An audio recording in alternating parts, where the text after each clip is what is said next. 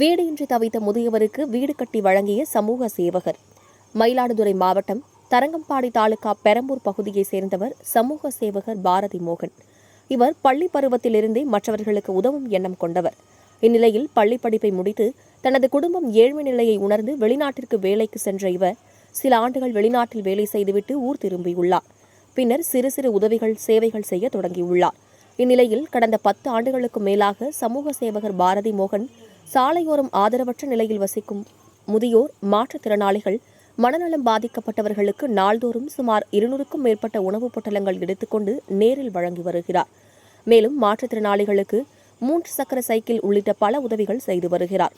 மனநலம் பாதிக்கப்பட்டோருக்கு நேரில் தேடி சென்று முடித்திருத்தம் செய்து காப்பகங்களில் கொண்டு சேர்ப்பது மற்றும் முதியோருக்கு போர்வை, ஆடைகள் வழங்குவது உள்ளிட்ட சேவைகளை செய்து வந்தார். கடந்த 4 ஆண்டுகளாக பல மாவட்டங்களில் ஆதரவற்ற நிலையில் வசிக்கும் முதியவர்களுக்கு அவர்கள் நிலை உணர்ந்து தனது நண்பர்கள் உதவியுடன் தனது அறக்கட்டளை மூலம் வீடுகள் கட்டி வழங்கி வருகிறார். முதியோர்களுக்கு தேவையான அளவில் வீடு கட்டி வழங்கி வருகிறார். இந்நிலையில் தரங்கம்பாடி தாலுகா செம்பனார் கோவில் ஒன்றியம் திருக்கடையூர் ஊராட்சி சீவக சிந்தாமணி பகுதியைச் சேர்ந்த பாலசுந்தரம் என்ற முதியவர் பழுதடைந்த குடிசை வீட்டில் வசிக்கும் நிலையை அறிந்த சமூக சேவகர் பாரதி மோகன் நேரில் சென்று அவருக்கு வீடு கட்டி கொடுக்கும் பணியில் ஈடுபட்டார். கடந்த சில நாட்களாக வீடு கட்டும் பணிகளில் ஈடுபட்டு வந்த முதியவர் பாலசுந்தரத்திற்கு இன்று வீட்டினை வழங்கினார். இந்த விழாவில் சமூக ஆர்வலர்கள், பொதுமக்கள் கலந்து கொண்டனர். வீடின்றி தவித்த முதியவர் பாலசுந்தரத்திற்கு வீடு கட்டி வழங்கிய சமூக சேவகர் பாரதி மோகனை பலரும் பாராட்டினர். மேலும் தனது வாழ்நாளை சேவைக்காக அர்ப்பணிக்கும் இளைஞருக்கு பலரும் பாராட்டு தெரிவித்து வருகின்றனர். என்னுடைய பேர் பாரதி மோகன். சமூக சேவகர் பாரதி மோகன் அறக்கட்டளைன்னு சொல்லிட்டு 4 வருஷமா ரன் பண்றேன். வெளிநாட்டில் ஒரு 10 வருஷமா இருந்துட்டு வந்து இப்போ மொத்தமாக இப்போ 15 வருஷமா அந்த சேவைகளை நான் தொடர்ச்சியாக மக்களுக்காக செயல்படுத்திட்டு வரேன். சாலை ஓரங்களில் இருக்கக்கூடிய ஆதரவற்றோர், மனநலம் பாதிக்கப்பட்டவங்களுக்குலாம் நம்ம வீட்டிலேயே 150 பேருக்கு சமைச்சு நம்ம தினந்தோறும் எடுத்துக்கொண்டு போயிட்டு அவங்க இருக்கிற இடத்துல கொடுத்து பசி ஆற்றிட்டு வரோம்.